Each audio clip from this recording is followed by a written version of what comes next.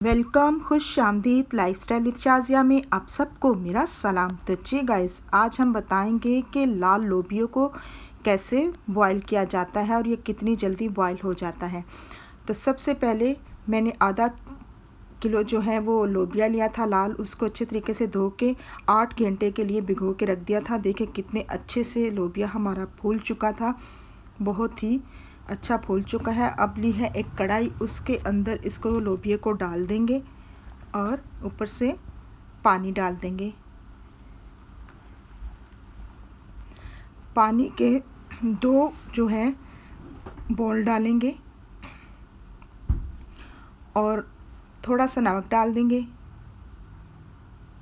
और 1 टेबलस्पून जो है कुकिंग ऑयल या घी, आप कुछ भी डाल सकते हैं, और घी डाल के अच्छे से इसको मिक्स कर देंगे।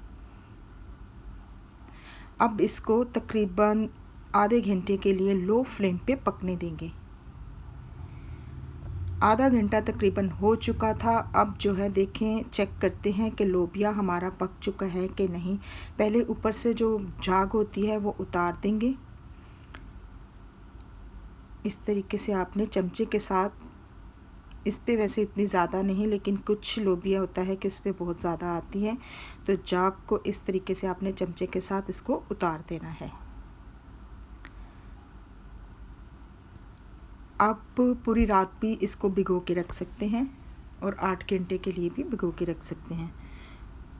अब जो है इसको मैंने अच्छे से ऊपर से झाग को उतार दिया था और इसको अब मिक्स कर दिया है। अब लोबिया को चेक करेंगे। लोबिया हमारा बहुत अच्छे से गल चुका है, ये देखिए बहुत अच्छे से गल चुका है लोबिया। और अब इसको जो है इसके पानी को उतार देंगे। पानी को मैंने उतार दिया था। देखिए कितना अच्छा हमारा लोबिया गल चुका है। ये तरीका सबसे बेस्ट है, लोबिया को बॉईल करके इस तरीके से पकाएं, बहुत ही टेस्टी और अच्छा बनता है और बहुत अच्छे से गल भी जाता है। तो जी गाइस, मिलेंगे आपको अपनी न्यू वीडियो में, तब तक के लिए